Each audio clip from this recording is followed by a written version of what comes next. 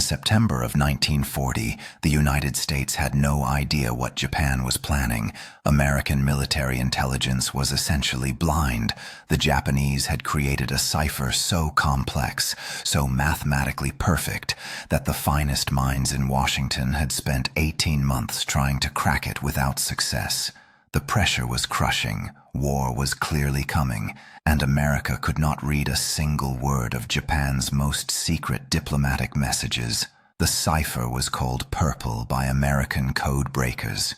It was generated by a machine that the Japanese called the Type B cipher machine, a device so sophisticated that Tokyo's foreign ministry believed it was absolutely unbreakable. Japanese diplomats used it to communicate their most sensitive secrets across the globe, from Berlin to Rome to Washington itself, and every attempt by American cryptanalysts to penetrate its defenses had ended in failure.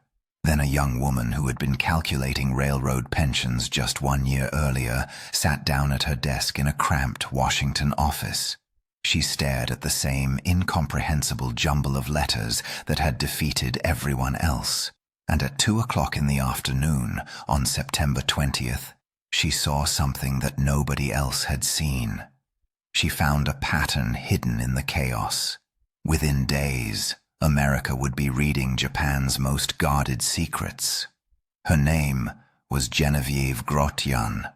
She was a 27-year-old mathematician who had never been able to find a job as a teacher, and she was about to accomplish what the Encyclopedia of American Women at War would later call one of the greatest achievements in the history of American code breaking. This is the story of a woman who could not get hired to teach high school mathematics, but ended up saving thousands of American lives. It is a story of persistence, brilliance, and the quiet heroism of someone who changed the course of history from a government office building in Washington. It is a story of how a railroad clerk cracked the uncrackable code. In the late 1930s, the world was sliding toward catastrophe. Adolf Hitler had seized Austria and Czechoslovakia, violating every principle of international law while the democracies watched helplessly. Benito Mussolini was building his fascist empire in Africa, bombing defenseless villages and using poison gas against Ethiopian forces. And in the Pacific, the Empire of Japan was waging a brutal war of conquest across China, committing atrocities that shocked the conscience of the world. The League of Nations had collapsed under the weight of its own ineffectiveness. Diplomacy had failed repeatedly as dictators grew bolder with each uncontested aggression. Every major power understood that a global conflict was inevitable. The only questions were when it would begin, where it would spread, and who would ultimately prevail. For the United States, the greatest mystery was Japan. American military planners knew that a confrontation with Tokyo was coming, but they had almost no insight into Japanese intentions or strategy. What were Japan's war aims? What was Tokyo telling its ambassadors in Berlin and Rome? What secret agreements existed between the Axis powers? Were the Japanese planning to strike north against the Soviet Union or south toward the resource-rich colonies of the European empires? The answers to these questions could mean the difference between victory and defeat, between life and death for millions of American soldiers and sailors. Japan understood that keeping its communications secure was essential to its strategic plans. The element of surprise was central to Japanese military doctrine. If America knew what Tokyo was planning, that advantage would be lost. So in February of 1939, the Japanese Foreign Ministry introduced a new cipher machine for its most sensitive diplomatic traffic. Japanese engineers had studied the German Enigma machine, which used rotating wheels to scramble messages through complex electrical circuits. But the Japanese designers went further. They created something even more sophisticated. They called it the Type B cipher machine, or the 97 alphabetical typewriter, named for the Japanese year 2597 in the imperial calendar. American code breakers would give it a simpler name. They called it Purple because they kept their files on the cipher in purple folders to distinguish them from earlier Japanese systems they had designated with other colors. Purple was a masterpiece of encryption engineering. Unlike the German Enigma, which used rotating wheels called rotors, Purple employed telephone stepping switches, the same technology used in automated telephone exchanges across America. This made the machine incredibly complex. A message typed into Purple passed through layer after layer of electrical switching, each layer scrambling the letters in a different pattern. The possible combinations numbered in the billions. A person trying to crack Purple by brute force, testing every possible key setting, would need more time than the age of the universe. The machine worked by dividing the 26-letter alphabet into two groups. 6 letters, typically vowels, were enciphered by one mechanism. The remaining 20 letters were enciphered by a separate, far more complex system of 3 interconnected stepping switches. The two groups were then recombined to produce the final cipher text. This division into 6s and 20s, as the American codebreakers called it, was both a source of strength and, as it would turn out, a fatal weakness. The Japanese Foreign Ministry believed Purple was unbreakable. They trusted it completely. Through Purple, Tokyo would communicate its most important secrets to ambassadors across the world. Instructions for negotiations with Washington, reports on conversations with Hitler, strategic assessments of the war in Europe. All of it flowed through the Purple cipher, and Tokyo was confident that no one could read a word. For 18 agonizing months, they were right to be confident. America could intercept the Japanese messages easily enough. Radio signals crossed the Pacific, and American listening stations captured them by the thousands. But intercepting a message and reading it were entirely different things. The intercepted traffic was just meaningless jumbles of letters without the key to decrypt it. Purple had defeated every American attempt to crack it. Genevieve Marie Grotjan was born on April 30th, 1913, in Buffalo, New York, a city of factories and immigrant families on the shores of Lake Erie. She was the only child of Frederick Grotjan, a pharmacist whose parents had immigrated to the United States from Germany in search of opportunity. Her mother kept a comfortable middle-class home, managing the household while Frederick built his business. There was nothing in her background that suggested she would become one of the most important figures in American intelligence history. But from an early age, Genevieve displayed a remarkable gift for mathematics. Numbers made sense to her in a way they did not make sense to other children. She could see relationships and patterns that others missed entirely. While her classmates struggled with algebra, memorizing formulas and grinding through procedures they barely understood, Genevieve raced ahead, finding elegant solutions to problems that stumped her teachers. Mathematics was not work for her. It was play. It was exploration. It was a language that revealed hidden truths about the structure of the world. By high school, she had decided what she wanted to do with her life. She wanted to become a mathematics teacher and share her love of numbers with the next generation. She imagined standing in front of a classroom, watching the moment of understanding dawn in a student's eyes, knowing that she had helped unlock a mind. Teaching mathematics was not just a career choice for Genevieve, it was a calling. She enrolled at the University of Buffalo, throwing herself into her mathematics coursework with passionate dedication. She was an outstanding student, earning the highest marks in virtually every class. Her professors recognized her unusual ability and encouraged her to pursue advanced work. She studied not just the procedures of mathematics, but the underlying theory, the deep principles that connected different branches of the discipline. In February of 1936, she graduated summa cum laude with a degree in mathematics, the highest honor the university could bestow. Her professors praised her abilities in the strongest terms. Her future seemed bright. Surely, with credentials like these, she would have no trouble finding a teaching position at a high school or perhaps even a small college. She began sending applications to schools across the region, confident that her qualifications would speak for themselves. But the Great Depression had devastated the American economy. 1/4 of the workforce was unemployed. Factories stood idle. Banks had failed by the thousands. Jobs were scarce everywhere, and teaching positions were no exception. Schools were closing, not hiring. Districts that had employed multiple mathematics teachers were consolidating, letting staff go rather than bringing new people on.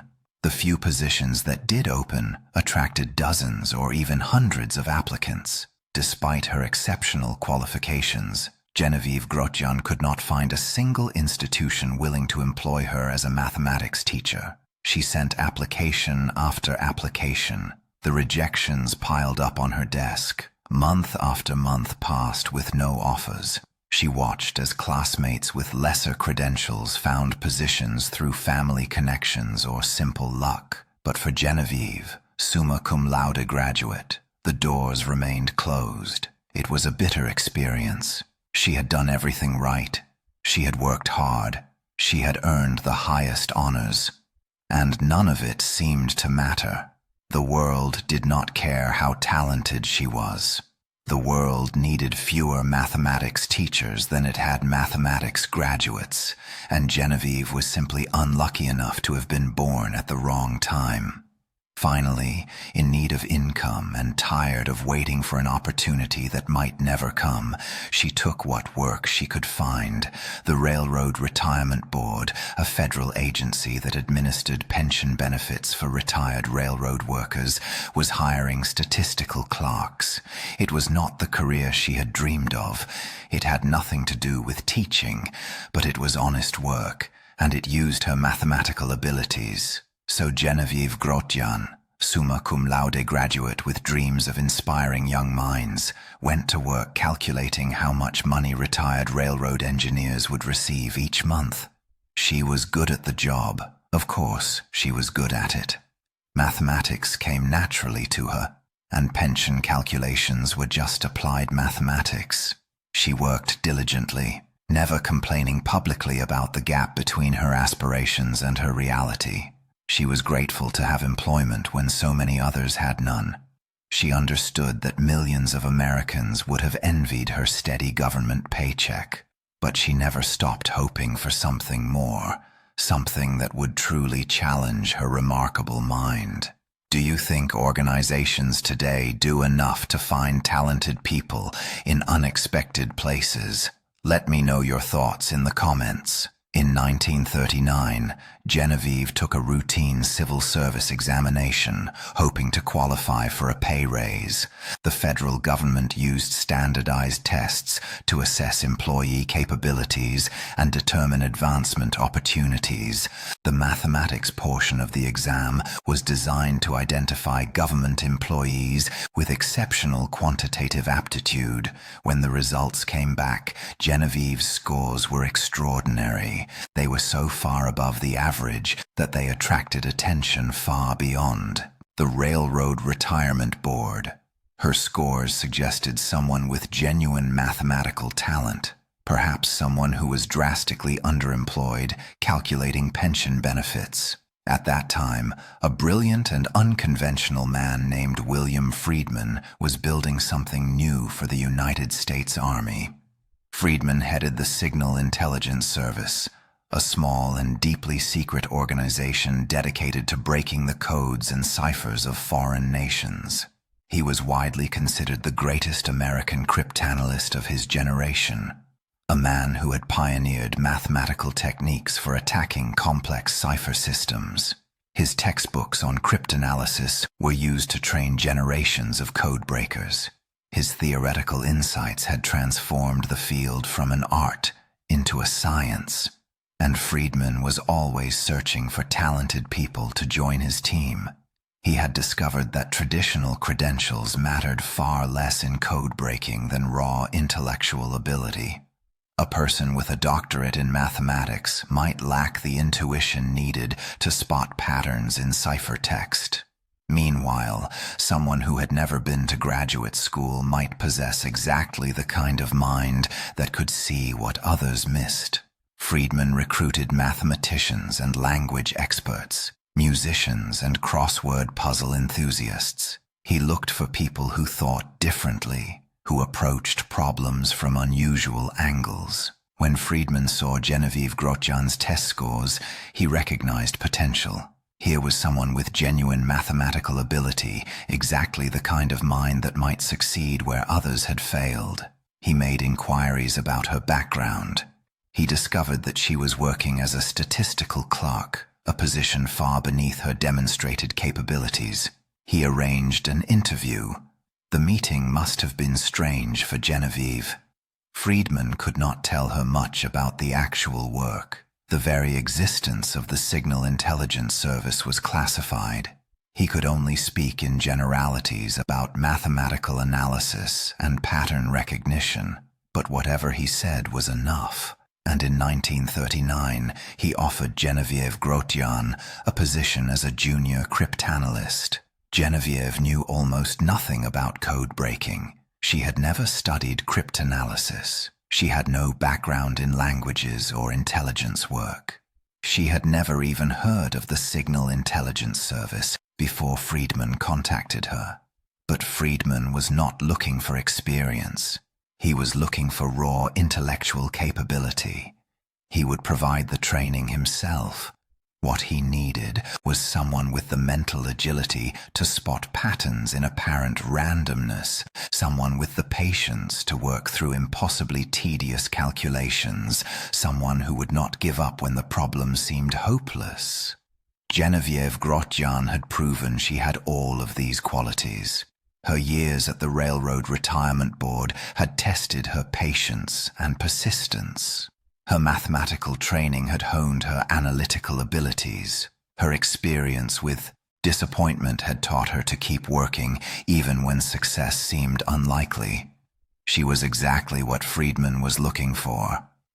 When Genevieve arrived at the Signal Intelligence Service in 1939, she entered a world unlike anything she had known. The organization operated in strict secrecy from the munitions building in Washington, a temporary structure that had been erected during the First World War and somehow never torn down.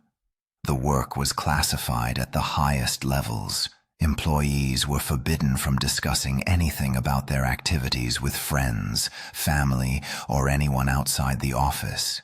If asked what they did for a living, they were instructed to say they were clerks who sharpened pencils and emptied wastebaskets. The cover story was deliberately mundane, designed to bore anyone who might ask follow-up questions. In reality, the people behind those desks were engaged in some of the most intellectually demanding work being done anywhere in the world. The team she joined was remarkably small, considering the enormity of its mission. William Friedman had assembled a handful of brilliant specialists, people who thought differently, who approached problems from unusual angles. Frank Rowlett, a former mathematics teacher from a small town in Virginia, led the team attacking Japanese ciphers. He had been one of Friedman's first recruits back in 1930 when the Signal Intelligence Service was just getting started. Rowlett had a natural gift for cryptanalysis and the determination to stick with a problem for months or years if necessary. Leo Rosen was an electrical engineering student from the Massachusetts Institute of Technology, whose understanding of machines would prove essential in the months ahead. Abraham Sinkoff and Solomon Kullback were mathematicians from New York City who had become expert cryptanalysts under Friedman's tutelage. Robert Ferner and Albert Small were also part of the team, contributing their own specialized skills to the collective effort. These men had already achieved significant success. They had broken the previous Japanese diplomatic cipher, a system Americans called red because they kept their files on it in red folders. That earlier breakthrough had given American intelligence valuable access to Tokyo's communications for several years. Diplomatic negotiations, strategic assessments, reports from Japanese embassies around the world had all been readable thanks to the red break. But when Japan introduced purple in February of 1939, everything changed. The new system was vastly more sophisticated than red. The techniques that had worked against the older cipher proved useless against its replacement. Purple was a wall that no one could climb. Genevieve was assigned to the team attacking purple. She began learning the fundamentals of cryptanalysis from Friedman himself, absorbing his methods, studying how cipher machines worked, developing an intuition for the subtle patterns that could reveal a system's secrets. It was intellectually demanding work, requiring both mathematical rigor and creative thinking. A code breaker needed to be systematic enough to process thousands of messages without making errors, but also imaginative enough to try approaches that had never been attempted before. She discovered that she loved it. This was the challenge she had been seeking, something worthy of her abilities. For the first time since graduating from Buffalo, she felt that her talents were being properly used. The problems she worked on were genuinely difficult. They required everything she had, and they mattered. The fate of nations might depend on breaking purple. The problem the team faced was formidable.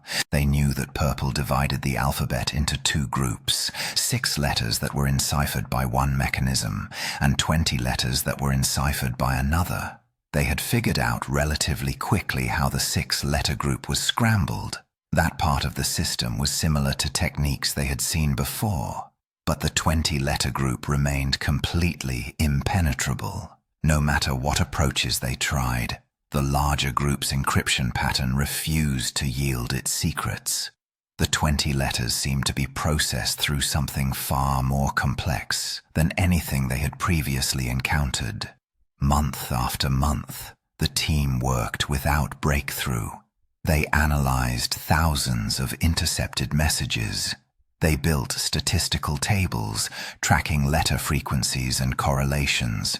They tested theories about the machine's internal workings and watched them fail. Friedman drove himself relentlessly, and the strain began to take a terrible toll on his health.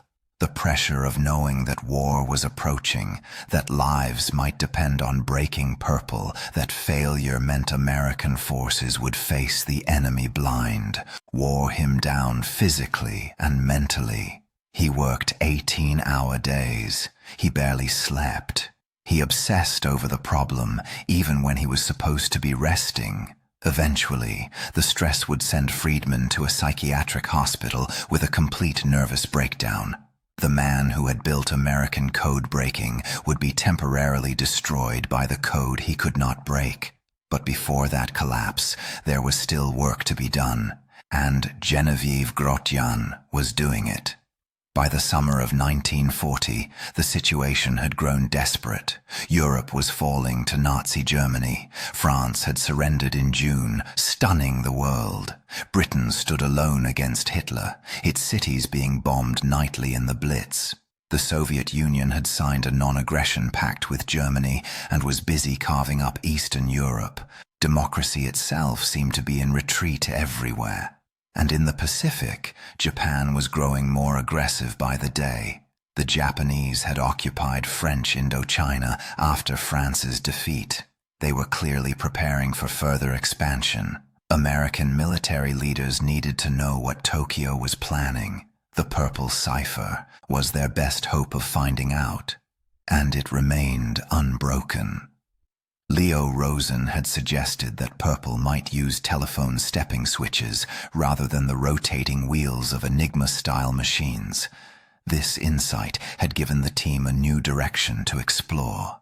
Frank Rowlett had even built a crude device using stepping switches to test whether the theory might work. The results were promising but incomplete. They could explain some features of purple, but not the crucial 20-letter mechanism. Genevieve's approach to the problem was methodical and patient. She worked through the intercepted messages systematically, building worksheets that tracked the patterns in the cipher text. She looked for any hint of regularity, any clue that might reveal how the 20-letter group was being scrambled. She compared messages sent on the same day, which would have used the same machine settings. She looked for places where the partially decrypted 6-letter skeleton might provide clues about the 20-letter portion. It was tedious, exhausting work that offered no guarantee of success. She might spend weeks pursuing an approach that led nowhere. She might stare at worksheets for hours without seeing anything useful. Most people would have lost patience long before. But Genevieve had learned patience during her years at the Railroad Retirement Board. She knew how to keep working, even when progress seemed impossible. September 20th, 1940, was a hot and humid day in Washington. The city sweltered under late summer heat. Fans whirred in the offices of the munitions building, providing minimal relief. Genevieve sat at her desk, surrounded by worksheets covered in letters and numbers. She had been working on this problem for months, just like everyone else on the team. There was no particular reason to expect that this day would be different from any other. She was examining a set of partially reconstructed messages, looking at the cipher text for the 20-letter group, comparing patterns across different messages that had been encrypted with similar settings. The work required intense concentration. She had to hold multiple sequences in her mind simultaneously, looking for any correspondence that might reveal structure. And then she saw it. A sequence of letters that repeated, not randomly, but in a specific, predictable pattern. The repetition appeared in the same position, across multiple messages. It could not be coincidental. Her heart must have quickened as she pulled out more worksheets, checking to see if the pattern held. It did. She found another example, then another. The repetition was not accidental. It was structural. It revealed something fundamental about how the machine worked. The 20 letters were being processed through interconnected stepping switches that moved in a specific, predictable cycle. And Genevieve had just discovered what that cycle looked like. Genevieve grabbed her papers and walked quickly to the next room, where Frank Rowlett was reviewing work with Robert Ferner and Albert Small. She politely interrupted their discussion and asked if she could show them what she had found. Years later, Rowlett would describe the moment in his memoirs. He wrote that they could see from her attitude that she must have discovered something extraordinary. Genevieve led the men to her desk. She laid out her worksheets with careful precision.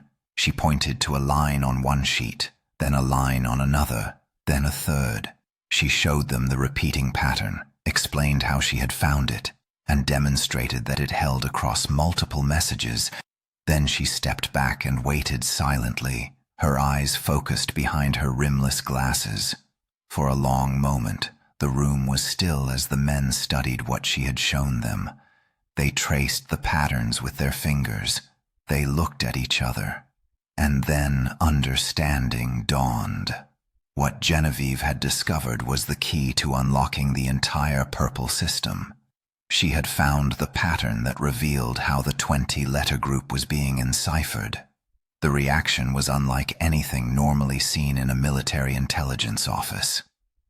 Albert Small began dashing around the room, hands clasped above his head like a victorious prizefighter. He yelled at the top of his voice. Robert Ferner, normally reserved and quiet, clapped his hands like an excited child and shouted with joy. Frank Rowlett jumped up and down, unable to contain himself. The room filled with shouts of celebration. People from other sections came running to see what had caused the commotion. William Friedman pushed his way into the crowded room. Rowlett pointed to Genevieve's worksheets. "Look what Miss Grotjan has just discovered," he said.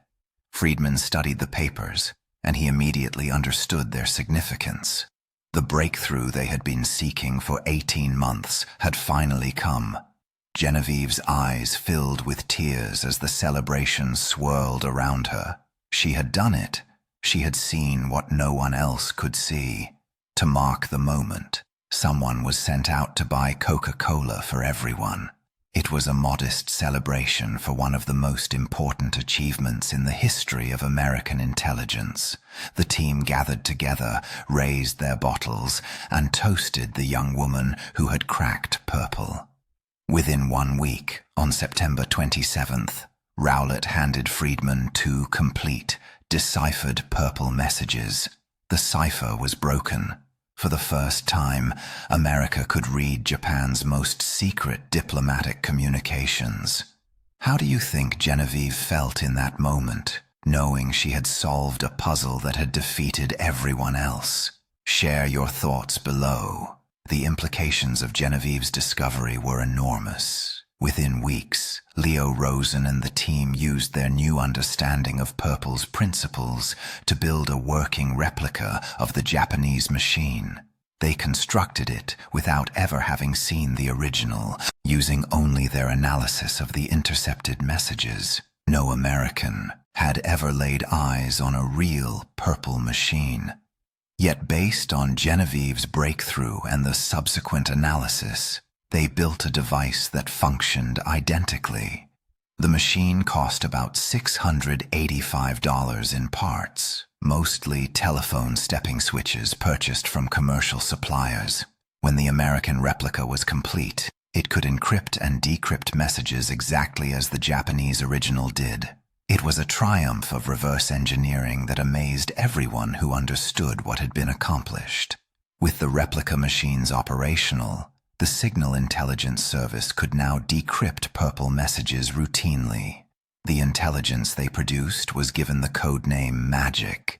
Distribution was limited to a handful of the most senior officials in the American government. President Roosevelt received Magic briefings. So did the Secretary of State and the senior military leaders. It would become one of America's most valuable sources of information throughout the coming war. The Japanese never knew that Purple had been compromised.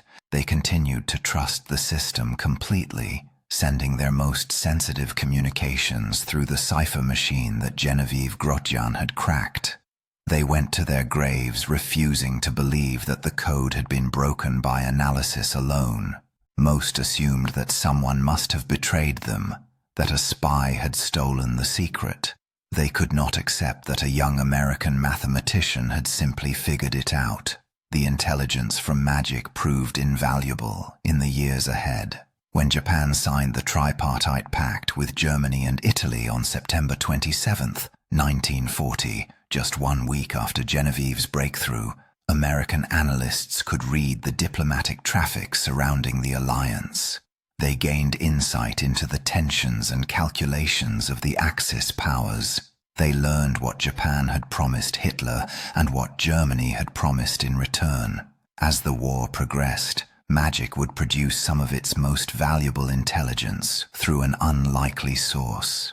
General Hiroshi Oshima served as Japan's ambassador to Nazi Germany, and he had remarkably close access to Adolf Hitler and other senior German leaders. Oshima was not just a diplomat. He was a true believer in fascism who had cultivated personal relationships with the Nazi leadership. Hitler liked him and spoke freely in his presence. Oshima would meet with Hitler for hours, and the German dictator would share detailed information about military plans, fortifications, and strategy. He discussed the progress of the war on the Eastern Front. He explained German defensive preparations in Western Europe. He revealed his thinking about future operations. These were some of the most closely guarded secrets of the Third Reich, shared with a trusted ally. After these meetings, Oshima would compose lengthy reports and send them to Tokyo through the Purple cipher. American code breakers intercepted and decrypted these messages, gaining extraordinary insight German military preparations. General George Marshall, the United States Army Chief of Staff, would later describe Oshima's reports as America's main basis of information regarding Hitler's intentions in Europe. In 1944, Oshima toured the Atlantic Wall fortifications that Germany had constructed along the coasts of France and Belgium to defend against Allied invasion. He inspected gun emplacements and bunker complexes. He spoke with German commanders about their defensive plans. He examined the obstacles that had been placed on the beaches to stop landing craft. Then he sent detailed descriptions of everything he had seen back to Tokyo. Those descriptions were read by American and British planners preparing for the D-Day invasion of Normandy. The intelligence helped the Allies understand what they would face when they crossed the English Channel. It revealed strengths and weaknesses in the German defenses. It contributed to the planning that made June 6, 1944, a success rather than a catastrophe. None of this would have been possible without Genevieve Grotjan's discovery on that September afternoon in 1940. A pattern she spotted in a worksheet translated into battlefield advantages that saved countless lives. The soldiers who waded ashore at Omaha Beach and Utah Beach benefited from intelligence that traced its origins to a young woman in Washington who saw what others could not see. But even as her work was changing the course of history, Genevieve remained unknown to the public. The secret of Purple's breaking was among the most closely guarded of the war. Revealing that America could read Japanese diplomatic traffic would have prompted Tokyo to change its cipher system, cutting off the flow of invaluable intelligence. So Genevieve and her colleagues worked in complete anonymity, unable to tell anyone, even their families, what they were doing or why it mattered. The war brought tragedy even before America formally entered the conflict. On December 7, 1941, Japan launched its devastating surprise attack on the American Pacific Fleet at Pearl Harbor. Battleships burned, thousands of sailors died. America was plunged into a war that would consume the next 4 years. The military disaster raised agonizing questions that would be debated for decades. America had been reading Japanese diplomatic traffic through magic. Why had the attack not been prevented? The answer was complicated and painful. Purple was a diplomatic cipher used by Japan's foreign ministry. The Imperial Japanese Navy used completely different encryption systems for its operational communications. The military planning for Pearl Harbor was never transmitted through Purple. The strike force maintained strict radio silence as it crossed the Pacific. The diplomatic messages that were intercepted gave indications that Japan was preparing for war and that negotiations might be broken off, but they did not reveal the specific target or timing of the attack. Moreover, the volume of intercepted traffic was enormous, and the number of translators and analysts was small. Important messages sometimes sat in backlogs waiting to be processed.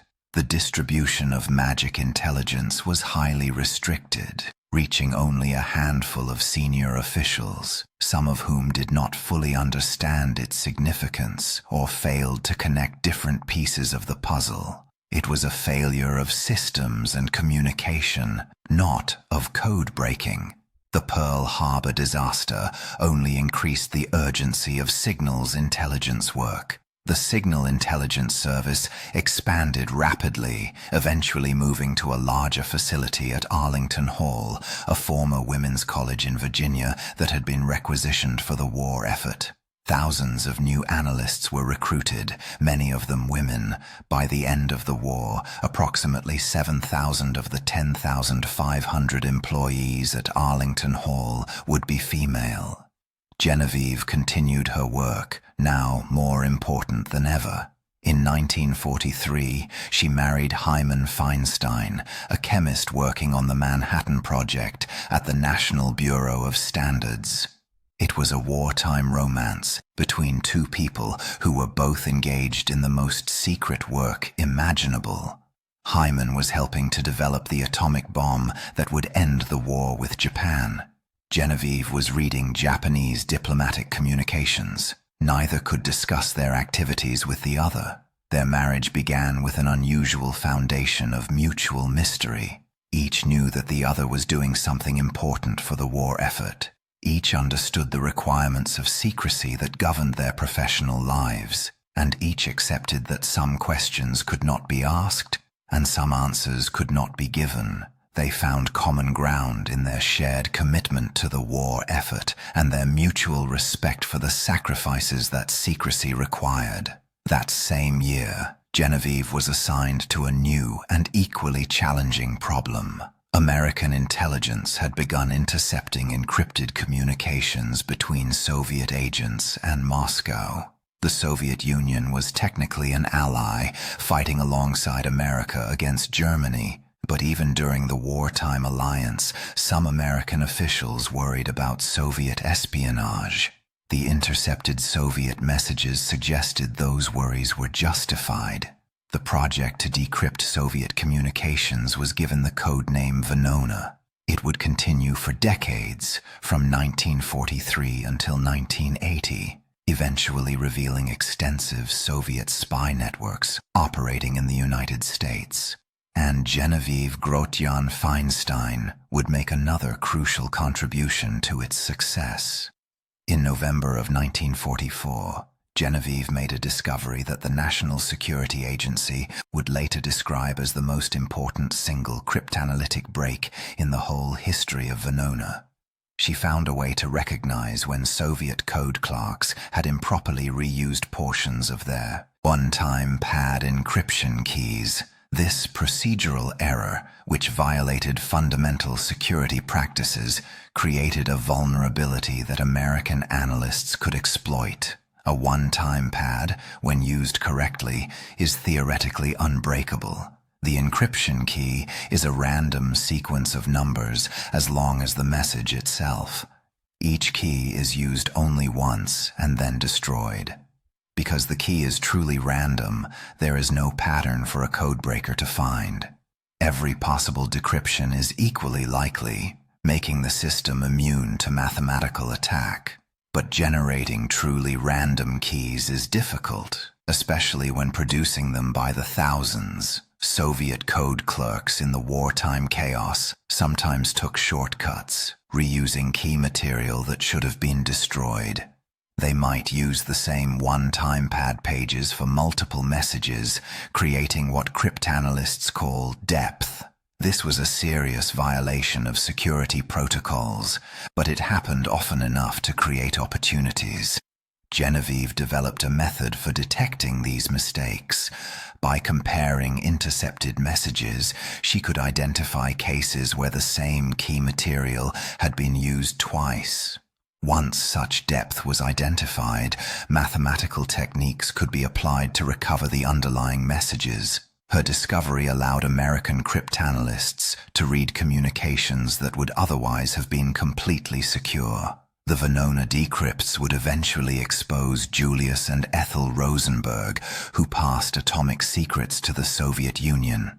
They would identify British intelligence officer Kim Philby as a Soviet agent. They would reveal the extent of Soviet penetration of the Manhattan Project and other sensitive American programs. The full impact of Genevieve's Venona breakthrough would not be understood for decades, as the program remained classified until 1995. In 1946, as the war ended and America began the transition to peacetime, Genevieve received the Exceptional Civilian Service Award from Brigadier General Paul Everton Peabody. It was one of the few official recognitions she would receive during her lifetime, and even it was granted without public acknowledgement of what she had actually accomplished. The citation praised her contributions without specifying the nature of her work. The secret of purple remained closely guarded. Also in 1946, Genevieve and Hyman welcomed their son Ellis. It seemed that her life was moving into a new chapter. She had achieved remarkable things during the war. Now perhaps she could enjoy a quieter existence as a wife and mother, leaving the world of secrets behind. In 1947, Genevieve resigned from government service. The reasons are not entirely clear from the historical record. Perhaps she wanted to focus on raising her son. Perhaps the intense pressure of wartime intelligence work had taken its toll on her health or her spirit. Perhaps she simply felt that her work was done and it was time for a new generation to take over. Whatever her motivations, she stepped away from the world of code breaking that she had helped transform. But she did not abandon mathematics. Around 1957, she joined the faculty of George Mason University in Virginia, where her husband was a chemistry professor. She taught undergraduate mathematics, finally realizing her original dream of sharing her love of numbers with students. She was a quiet, unassuming professor, and none of her students knew that their teacher had changed the course of World War II. She did not seek attention or recognition. She simply did her work, helping young people understand the beauty and power of mathematical thinking. Then tragedy struck in the cruelest possible way. In 1969, her son Ellis, who had followed his mother's path into mathematics and graduated from Swarthmore College with honors, died suddenly at the age of 22. He collapsed in the family's living room from a previously undiagnosed cardiac condition. Ellis had been awarded a National Science Foundation Fellowship for graduate study and was preparing for a brilliant academic career. He was planning to attend MIT. The future seemed unlimited, and then it was gone.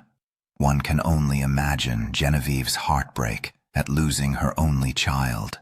Ellis had inherited her mathematical gifts. He had achieved academic honors just as she had. He had been poised to make his own mark on the world. And now he was gone, taken by a heart condition that no one had known existed. The cruelty of it was almost unbearable. Joan Crown, a neighbor who knew the family well, remembered Genevieve and Hyman as a quietly intellectual couple who kept their grief private. They did not make public displays of their sorrow. They did not seek sympathy from others. Somehow they continued, attending to the ordinary activities of life from their home in Fairfax, Virginia. They had dinner with friends.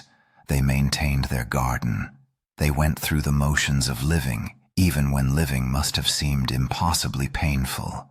Hyman Feinstein died in 1995. Before his death, he established the Genevieve Feinstein Award in Cryptography at George Mason University, a prize given annually to an outstanding undergraduate mathematics student. It was his way of honoring his wife's achievements, even though the full scope of those achievements remained classified and unknown to the public. The award continues to be given to this day, a small monument to a woman whose contributions changed history. Genevieve Grotjan Feinstein died on August 10, 2006, at the age of 93. She had outlived her husband, her son, and most of the colleagues who had worked alongside her during the war. She died without a single living descendant to carry on her name or her memory. The tragedy of losing Ellis meant that her direct line ended with her. For most of her life, the true story of what Genevieve had accomplished remained classified. The breaking of purple was not publicly acknowledged until the 1970s, and even then the details emerged slowly. The Venona project was not declassified until 1995, nearly 50 years after the war ended. By the time the historical record began to fully emerge, Genevieve was elderly and largely unknown. She gave few interviews about her wartime work. When historian David Kahn spoke with her in 1991, she was characteristically modest about her role in the purple breakthrough. "Maybe I was just lucky," she said. "I was excited and interested and looking forward to working on the mechanism. I regarded it more as just one step in a series of steps." But others understood the magnitude of what she had done. The Encyclopedia of American Women at War called her breakthrough on purple one of the greatest achievements in the history of American code breaking. Military historians recognized that the intelligence produced by magic had shortened the war and saved countless lives. In 2010, 4 years after her death, the National Security Agency announced that Genevieve Grotjan Feinstein would be inducted into the National Cryptologic Museum Hall of Honor. The ceremony took place on April 6, 2011, recognizing her as a brilliant cryptanalyst whose findings led to breaking the Japanese code purple in time for World War II. Sadly, because Genevieve had no living relatives, the NSA could not locate a family member to attend the ceremony. They ended up inviting a member of the George Mason University Mathematics Department to accept the honor on her behalf. The woman who had helped save thousands of lives received her highest recognition with no family there to witness it. It was a bittersweet moment, honoring extraordinary achievement while highlighting the personal losses that had marked her later years. In 2018, the University at Buffalo Alumni magazine finally gave Genevieve the public recognition she deserved, featuring her story under the headline, "An American Hero." The article traced her journey from summa cum laude graduate, unable to find a teaching job, to one of the most important code breakers in American history. Her alma mater acknowledged what the nation had largely forgotten. The legacy of Genevieve Grotjan Feinstein extends far beyond the specific codes she helped break. Her story demonstrates that genius can emerge from anywhere, that the person who solves an impossible problem might be a railroad clerk rather than a credentialed expert. It shows the importance of looking for talent in unexpected places and giving opportunity to those who might otherwise be overlooked. William Friedman understood this. He recruited mathematicians and language experts, musicians and crossword puzzle enthusiasts. He built teams of people who thought differently from one another. And when a young woman with no code-breaking experience spotted a pattern that had eluded everyone else, he celebrated her achievement, rather than resenting that a junior analyst had succeeded where senior cryptanalysts had failed. That culture of intellectual humility was essential to the success of American code breaking. The contributions of women to American intelligence during World War II have only recently begun to receive proper recognition. More than 10,000 women served as code breakers for the Army and Navy. They worked around the clock in windowless buildings, processing the endless stream of intercepted messages. They solved codes, translated documents, and provided intelligence that shaped military operations across the globe. Without them, the war would have lasted longer and cost more lives. After the war ended, most of these women went home without recognition. They had been sworn to secrecy, and they kept their oaths for decades. Many never told their own children what they had done during the war. When asked, they said they had been clerks or typists. The historian Liza Mundy, who wrote the book Code Girls about these women, noted that they came from a generation when women did not expect or receive credit for achievement in public life.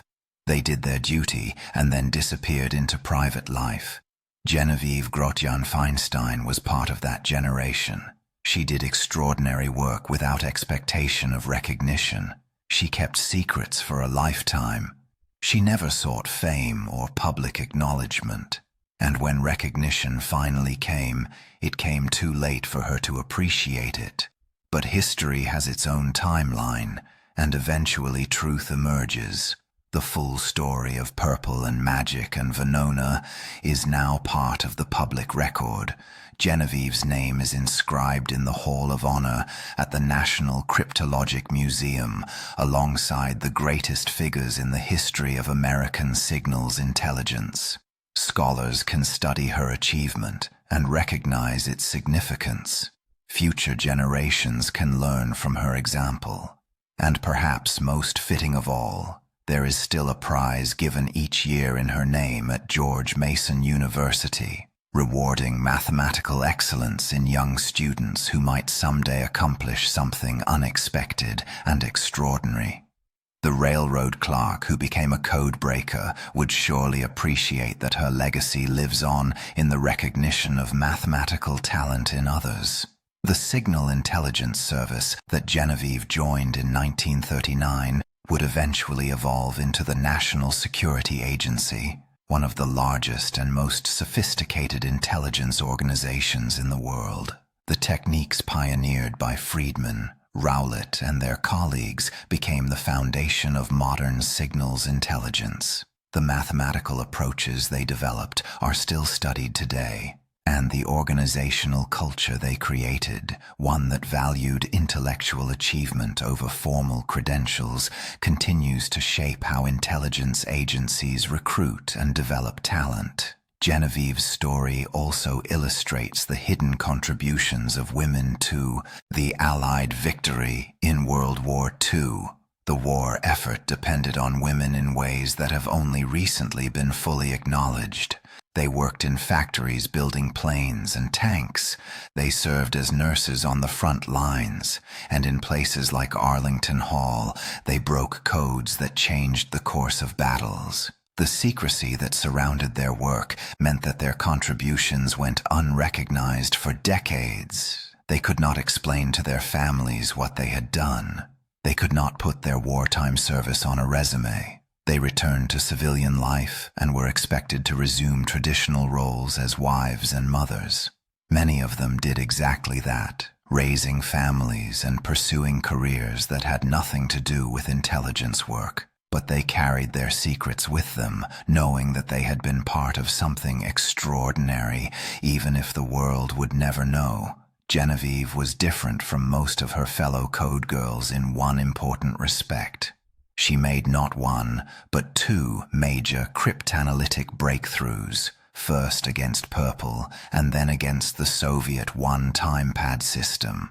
Very few cryptanalysts in history have achieved such success against multiple major targets. Her combination of mathematical ability, patience, and insight placed her among the elite practitioners of her profession. The lessons of Genevieve's life resonate beyond the world of intelligence and code breaking. She faced rejection and disappointment early in her career. She could not find work in the field she had trained for.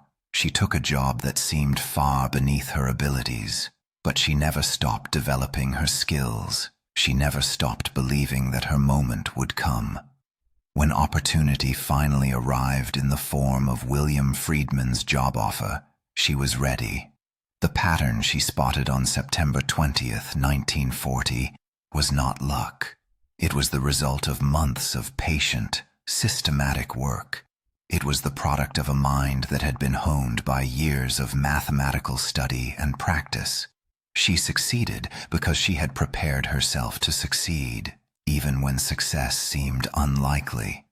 In our own time, when algorithms and artificial intelligence dominate discussions of cryptography, it is worth remembering that the most important breakthroughs still come from human insight. Genevieve did not have computers to help her analyze Purple. She had worksheets and pencils and her own extraordinary mind. She solved one of the most complex cryptographic challenges of her era through pure mathematical reasoning. The railroad clerk who cracked the hardest code did not do it through technology or resources that others lacked. She did it through patience, persistence, and the ability to see what others could not see. She proved that a single person with the right skills and determination could change the course of history. Genevieve Grotjan Feinstein never sought fame or recognition. She never wrote memoirs about her achievements. She never gave speeches about her role in winning the war. She lived quietly, taught mathematics, mourned her losses, and eventually passed from this world with no living family to remember her. But the intelligence she helped produce saved countless lives and shortened a global war. The soldiers who came home because Allied commanders had better intelligence. The sailors who survived because the enemy's plans were known in advance. The families that remained intact because one woman saw a pattern in the chaos. That is her true legacy. Be patient. Be persistent. Trust your abilities even when others overlook them. Keep working even when the problem seems impossible.